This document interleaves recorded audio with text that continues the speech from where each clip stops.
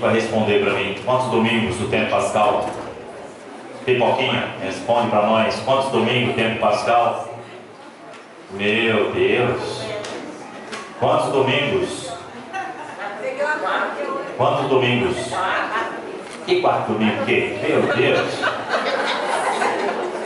Padre Júlio vai ter que fazer uma catequese com os pessoal da comunidade de Santa Bárbara.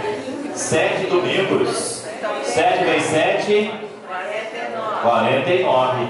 50 dias. Pentecostes. Já vivemos o tempo da quaresma, tríduo pascal. Já vamos para o 4º domingo do tempo da Páscoa. Primeiro domingo, na ressurreição, a gente lembra o Evangelho do ano corrente, Mateus, as mulheres que dão testemunho com os homens que não acreditaram. Domingo de manhã, Maria Madalena e a maratona do amor, chega primeiro quem ama mais. Segundo domingo, Jesus, domingo da Divina Misericórdia, a dúvida de Tomé, a cura das nossas incredulidades, não só de Tomé, o envio, como o Pai me enviou, envio vocês, recebem o Espírito Santo. A quem perdoar os pecados serão perdoados, quem não perdoar serão perdoados. Domingo passado, o Evangelho do ano vocacional. Discípulos de Emaús, Jesus que sustenta a igreja na palavra e na Eucaristia, e o seu discipulado também. Então nós estamos aqui nesse tempo de graça, esse tempo de vitória, esse tempo de ressurreição, tempo de iluminação, do Evangelho luminosos da vitória. No Atos dos Apóstolos, a gente tem refletido o caminhar das primeiras comunidades. E esse caminhar das primeiras comunidades, ele é permeado de luzes e sombras, de alegrias e tristezas. Dias atrás a gente estava escutando a pregação de São Pedro, o novo Pedro, já reconciliado, já pacificado, já encorajado, não pelo medroso da noite da quinta-feira, da sexta-feira, mas o Pedro da coragem, denunciando as autoridades judaicas, anciãos do povo que mataram Jesus, mas Deus constituiu o Senhor e guia. Mas depois da morte de Estevão, a igreja vai se dispersar. Então João vai sofrer, Pedro vai sofrer cadeias, açoites, mas aí a perseguição vai se acirrar de tal maneira que Estevão vai ser apedrejado. E quem é que vai estar assistindo pacificamente à morte de Estevão? Saulo. O Saulo mesmo, o São Paulo. E ele dizia, ele próprio depois vai dar testemunho, que eu persegui e devastava a igreja de Cristo. Recebeu carta branca para levar arrastado homens e mulheres que professassem a fé em Jesus Cristo. Mas hoje o belo texto da liturgia de hoje fala da conversão de São Paulo, que tem uma outra festa dedicada a ele no dia 25 de janeiro. Saulo, o perseguidor, Saulo, que assistiu o apedrejamento de Estevão e nada fez, ele encontra Jesus do caminho de Damasco. Ele encontra a verdadeira luz. Se a gente está num ambiente escuro e se acender uma luz muito incandescente, e se ela apagar, a gente não enxerga nada mais, porque a gente está na escuridão. Uma grande luz faz com que a gente não enxergue, mas fique certo, Paulo caminhava numa tremenda treva. Ele era judeu, convicto, estudado na escola de Gamaliel, mas ele era radical contra os cristãos que nasceram da ressurreição, os discípulos de Cristo. Então Saulo se depara com a verdadeira luz e com a palavra. São símbolos batismais: a luz, o círio pascal, a coluna de fogo que conduziu o povo na travessia rumo à terra prometida. Já não é mais a coluna de fogo, mas é o próprio Cristo, luz do mundo. Luz na vida de cada cristão, de cada cristã, de cada batizado e batizada. Então na luz, a escuridão, que lembra fragilidade e pecado, morte, e depois um período. E a palavra que ilumina: Saulo, Saulo, por que me persegues? Quem é o Senhor? Eu sou Jesus Cristo, aquele que persegues. E Saulo fica às escuras. Saulo caminha nas trevas. E depois começam os introdutores catequéticos. Ananias. Ananias vai dizer para o próprio Senhor: Senhor, esse aí não, esse aí persegue, esse aí tem carta branca, esse aí não é amigo. E aí Jesus vai dizer para Ananias: eis o instrumento que eu escolhi para que ele seja anunciador da tua obra.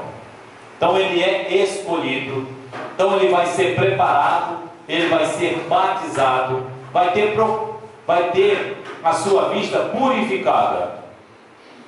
E Saulo vai se tornar o maior missionário de todos os tempos. Então isso é um alerta muito bom para todos nós, quando a gente olha para determinado tipo de pessoas que às vezes existe na nossa casa, na nossa família, ou na sociedade que nós conhecemos. A gente tem a pretensão de dizer assim: aquela pessoa não tem salvação não, para aquela pessoa não tem jeito não. Gente, quem dá jeito na gente é Jesus, que a gente também sem jeito. Todos nós estamos no processo de conversão. Ninguém está pronto e acabado. Todos nós estamos em processo. A nossa vida de santidade é buscada dia após dia. Tem dia que a gente é mais santo, tem dia que a gente não é nada santo. Mas o importante é que a gente mantenha os olhos fixos em Jesus. Hebreus 12, manter os olhos fixos nele, para que a gente tenha a referência de Jesus. Então que o Senhor nos ajude, e a gente também, como introdutores do caminho da conversão, os irmãos e irmãs que erraram e querem voltar. Um dia perguntaram na Rádio Sintonia do Vale ao Dom Francisco, que era o bispo daquela época: Dom Francisco, na sua comunidade está cheio de gente pecadora, cheio de gente com defeito. Ele disse: está mesmo, mas estão no caminho. Nós estamos no caminho. Cada missa que a gente participa, a gente diz assim para o próprio Jesus sacramentado: eu não sou digno que entreis em minha morada, mas disse uma palavra e serei salvo. Para que a gente possa se reconhecer também frágil diante do grande mistério de salvação, que é a Eucaristia. O Evangelho de hoje é o maior capítulo dos Evangelhos, capítulo 6 do Evangelho segundo João. É o discurso do pão. E como começa o discurso do pão? Jesus que multiplica o pão e o peixe. E a multidão quiseram fazer Jesus rei. Já pensou alguém que sacie as nossas fomes sem a gente precisar de gastar dinheiro? Num tempo de tanta caristia, já pensou? Se a gente tivesse alguém que bancasse, vamos fazer o rei. E Jesus vai dizer: vocês vieram atrás de mim, não é porque vocês entenderam o sinal. Vocês vieram atrás de mim porque vocês comeram e ficaram satisfeitos. Mas não trabalhe pelo pão que perece, mas pelo pão que garante a vida eterna. E Jesus vai desenvolver o discurso do pão, o discurso da Eucaristia, e ele vai comparar o seu corpo ao alimento básico da cultura do seu tempo, pão e vinho, que ele escolheu na quinta-feira santa, na ceia, para deixar para nós o memorial da tua presença. Tomai e comei, tomai e bebei, é a minha vida dada por vós, é a minha vida entregue por vós. Então quem come deste pão vive eternamente. Eu sou o pão vivo descido do céu. Os seus pais comeram maná no deserto e morreram. Mas quem come deste pão que eu vou dar, que sou eu, esse não vai morrer mais, porque ele tem o poder da vida eterna nele, em Jesus. Então toda vez que a gente comunga o corpo e sangue do Senhor, a gente se qualifica para a gente vencer o mal e a morte. Todo dia é dia da gente vencer o mal que há em nós. E uma vez, com a graça de Deus, vencendo o mal que há em nós, a gente possa colaborar também para que o mal seja vencido no mundo. Lá na minha cidade, não aqui em Barra do Piraí, graças a Deus aqui não tem violência, mas lá nas escolas de Volta Redonda, grande debate para fazer das nossas escolas mini presídios, detector de metal, câmeras de segurança. A gente via isso no fórum, via isso nas cadeias, mas agora as nossas escolas sendo quase mini presídios. Aí eu pergunto, de onde vêm essas crianças? De onde vêm esses adolescentes? De onde são aqueles jovens que se transtornam nas escolas? Será que as nossas famílias, as nossas comunidades, os nossos bairros não estão deixando a desejar na educação para a paz e para a vida das nossas crianças, adolescentes e jovens? Como que essas crianças vão parar numa sala de aula portando arma branca, arma de fogo e tanta maldade? Que alimento é esse que esses jovens, crianças e adolescentes têm se nutrido em nossas casas? Qual é o tipo de programa? Quais são os jogos? São jogos mortais. Quanto mais mata, mais se favorece. Então isso vai sendo introjetado na mente e depois, para sair da ficção para a realidade, é fácil. Então, irmãs e irmãos, a gente precisa de, uma vez, alimentando da Eucaristia, a gente se alimenta para a esperança de um mundo novo, de justiça, de fraternidade, de comunhão, que gera paz. Não dá para a gente comungar o corpo do Senhor e a gente se julgar que eu não tenho nada a ver com o que está acontecendo. Uai, que mundo tu vives? Qual o seu legado que você vai deixar depois daqui? Porque a gente chega, um dia a gente vai embora. Qual é a nossa colaboração? Será que a gente vai vir aqui na terra, comer, beber, dormir, usufruir da água, do ar, dos alimentos, vamos embora daqui sem deixar nada? O que é ser discípulo e discípula de Jesus? Para que Jesus converteu Saulo? Para ele pregar o Evangelho, para ele fazer dilatar o reino dele, o reino que ele veio trazer, o reino que ele inaugurou. Então ele vai convidando, vai convertendo, vai mudando o coração. E Saulo, depois da sua conversão a Cristo, ele vai dizer: já não sou eu que vivo, não, é Cristo que vive em mim. E a gente canta, né? Nada vai nos separar do amor de Cristo. Então Paulo vai sofrer açoites, naufrágios, fome, prisão, e vai derramar o sangue, exemplo do próprio Cristo. Vai aquela ilusão do mundo que vivia, porque certamente pela sua sabedoria, pela sua perspicácia, ele seria um sumo sacerdote.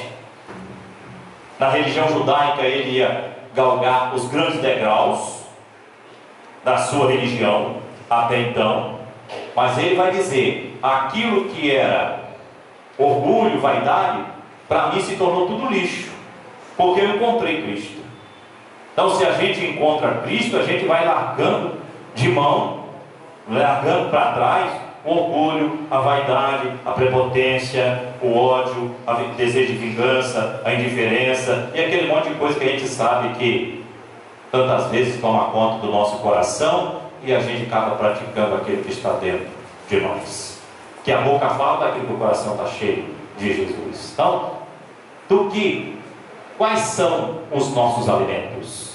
Palavra e Eucaristia, alimentos básicos para a nossa conversão.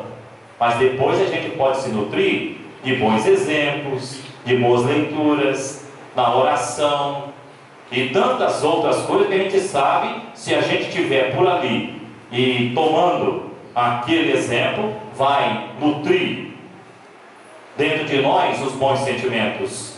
Mas a gente também pode se alimentar de coisas nocivas. Depende do acesso que eu faço. Se eu ingerir alimento saudável, saudável serei. Mas se eu como alimento não saudável, posso me envenenar. Então, onde é que nós buscamos alimentar? Além da Eucaristia, da palavra, a gente tem que ter alegria de partilhar coisa boa, mas a gente tem que ter muita sabedoria para a gente vedar aquilo que não presta, não deixar se contaminar. com o mundo. Lá no domingo da Páscoa, não estava dizendo, insistindo para a gente buscar as coisas do alto. Isso é não deixar se contaminar. A gente está no mundo, mas a gente não se envenena com o mal do mundo, que a gente é de Cristo. As primeiras comunidades viviam de tal maneira essa intimidade com a palavra e a Eucaristia, transformando em ação solidária, em ação de cuidado, que as comunidades, quem estava fora, via. Veja como eles se amam. E muitos vinham participar da alegria das comunidades. Não tinha WhatsApp, não tinha grupo da paróquia São Benedito, não tinha Sintonia do Vale, Rede Vida, Canção Nova, século XXI, não tinha nada disso. Atraía pela maneira de ser e viver dos cristãos. Vejam como eles se amam. Tem alguma coisa diferente. Então, atraía, a atração da comunidade era o bom exemplo da vivência. Então, que nós possamos dar o melhor de nós pelas nossas comunidades. Dedique o tempo que você puder à sua comunidade. Eu sei que tem hora que está cansado, a gente divide trabalhos profissionais, sustento da família, mas a comunidade, e se a gente faltar à comunidade, a gente vai ficar igual o Tomé. Se eu não vir, se eu não botar a mão, não acredito. Dias atrás eu estava preparando, domingo passado foi a celebração da Eucaristia. No domingo anterior, eram nove crianças para receber o sacramento e pré-adolescentes. Eu falei, onde estão as crianças que vão receber a Eucaristia no primeiro domingo? No outro domingo? 2. Eu falei, manda avisar os tomezinhos que eu preciso de vê-los. Uma criança, o pai e a mãe estavam, ele não estava. Chamou, mas ele não foi. Ele foi na missa à noite dizendo, padre, você me desculpe, eu dormi depois que a mãe me chamou, né? Você vai me dar a bênção que você deu para os outros lá na igreja? Eu falei, vou, Eduardo, vou sim. Então a gente precisa de incentivar, mas o nosso incentivo vai vir na medida que a gente celebra com alegria a nossa fé. Porque se a gente também é cheio de, Neto da Usana, por exemplo, se ele olhar a vovó, animada, participativa na comunidade, alegre por fazer parte da comunidade Santa Bárbara, vê a vovó animada, vovó, você vai onde? Lá na igreja. Daqui a pouco o neto e a neta, os dois estão lá, participando. Mas se a vovó vai, mais falta do que vai, nunca vai saber o que a vovó está na igreja. Né? Então, no primeiro momento da vida, a criança vai a entender pela prática. Criança vê, criança faz, criança ouve, criança aprende. Então depende muito, né? E não basta só as catequeses, não basta só o catecumenato infantil com crianças para fazer amigo de Jesus, não. Tem que ser uma amizade ao longo da vida. A Juju Cantora está nessa igreja desde quando eu era novo, né? Está aqui, né? Serva do altar, os coroinhas, porque a mãe, a avó, cadê a avó? A avó está espalhada aí, né? A mãe está ali, a avó está lá, né? Está engajada, o avô, né? O avô está aí. Então, o testemunho atrai, encanta e faz discípulo. O Zé Miguel também está por aí. Eu vi o Zé Miguel criança, agora o Zé Miguel já está quase do tamanho do Padre Inácio já, né? Então, é que cresce. Porque a avó participa, a mãe participa, a criança vai tomando gosto. Então que Deus abençoe a vocês essa responsabilidade. Se os pais e as mães tivessem, porque às vezes leva a criança na escola, porque tem medo do conselho tutelar, mas não traz a criança na escola com medo do Padre Júnior e do Padre Inácio, porque a gente não está aqui para amedrontar, a gente está aqui para atrair na alegria. Se as nossas, pelo menos as crianças, filhos das nossas comunidades, se os pais tivessem no mínimo a dedicação que tem para acompanhar os filhos na escola, que não é tão bom assim também, né, Rosana? Rosana falou que não é tão bom, que ela foi professora há muito tempo, mas pelo menos se tivesse esse engajamento que tem nas escolas para trazer na missa. Porque eu, a Lili, a Beth, nós já estamos no acréscimo. A gente já está no acréscimo. Depois, daqui a pouco, a hora que apertar, a gente vai embora, né? A gente vai sair de campo, né? Mas aí, e quem é que vai ficar substituindo a gente depois, né? Então, que a gente tenha esse empenho, essa alegria, esse engajamento, né? Então, que Deus abençoe a todos nós, abençoe as nossas comunidades, né? Sintam-se muito alegres em participar. Se um pai e uma mãe entender o legado da fé que deixar para o filho e filha, se ele soubesse a importância disso, seria mais empenhado. Porque o que você pode deixar. Tem gente que eu quero deixar para o meu filho, minha filha, educação. Mas só a educação escolar é pouco. Tem que deixar a educação na fé. Porque a nossa vida vai durar para sempre. Eu lembro do padre João Seconello. O padre João Seconello era um dos primeiros padres orientadores da pastoral da sobriedade. Ele perguntava um dia, numa palestra, por que você coloca o seu filho tão novo, tão pequeno, em uma agenda de executivo, no balé, no inglês? Aí a pessoa enche o pulmão de ar, para ser alguém na vida, padre. E o padre perguntou, e para ser alguém diante de Deus, qual tem sido o seu empenho? Qual tem sido a sua dedicação? Qual tem sido o seu ímpeto para isso? É isso que vale. Educar para quê? Educar para a vida, educar para a fé, educar para o eterno. Às vezes tem a preocupação só da educação da terra, mas a gente é cidadão para o céu. Então, que Deus abençoe as nossas comunidades e que a gente possa sempre mais trazer as nossas crianças. Lá agora, como eu fazia aqui, as crianças estão rezando a Ave Maria. Tem gente que está dando quase um rosário para rezar. Eu fico com pena de não deixar todo mundo rezar, mas só às vezes é domingo à noite, e os rotenistas só no outro dia, eu deixo rezar todo mundo. Tem dia que tem 17 crianças para rezar. É a Ave Maria e a oração do anjo da guarda, né? Mas está faltando uma outra cantora aqui. Cadê a outra cantora? Eram duas.